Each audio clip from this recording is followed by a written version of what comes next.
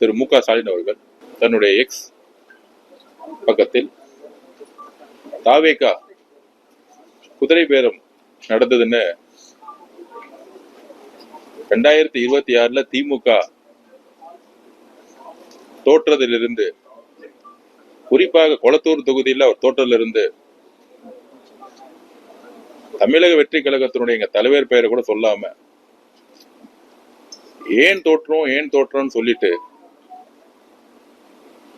இப்ப நடந்த இளைஞரணி மீட்டிங்ல கூட இன்ஸ்டாகிராம்ல தான் தோத்தோம், சமூக வலைத்தளங்கள்ல தான் தோத்தோம் அப்படின்னு தன்னுடைய 50 வருஷ அரசியலுடைய அனுபவத்தை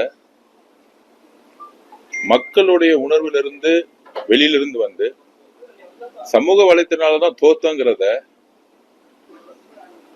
தன்னுடைய மகன்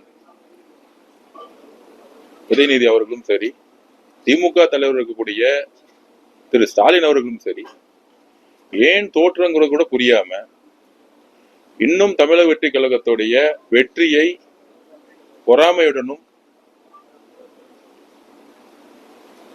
தூக்கமின்மையுடனும் என்ன மாதிரி இவங்களை திருப்பியும் போலி பிரச்சாரத்தை உருவாக்கி மக்கள்கிட்ட பொய்யா பிரச்சாரம் பண்ணலாம்.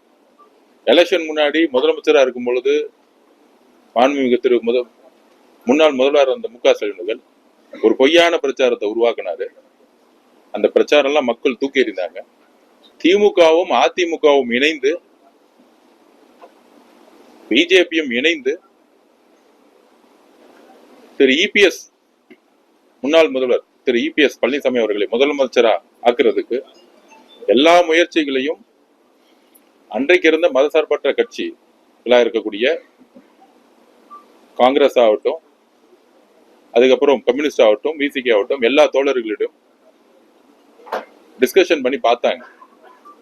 ஆனா அதற்கப்புறம் காங்கிரசும் இடதுசாரி கட்சிகளும் விசிகே தொண்டர்களும் விசிகே தலைவரும் ஐயுஎம்மும் ஜனநாயகத்தை காப்பாற்ற, மதசார்பற்ற கொள்கையும் சமூக நீதி கொள்கையை காப்பாற்ற ஆதரவுடன் தமிழகத்தில் முதல் முறையாக எங்களுடைய தலைவர் மாநாட்டில் ஆட்சியிலும் பங்கு அதிகாரம் சொல்லும் பொழுது எள்ளி நகையாடினார்கள். எலெக்ஷன் ரிசல்ட் வரைக்கும் கூட்டணிக்கு யாருமே வரல அப்படின்னு திரு மு க ஸ்டாலின் அவர்களும் அவர் குடும்பமும் சிரிச்சாங்க.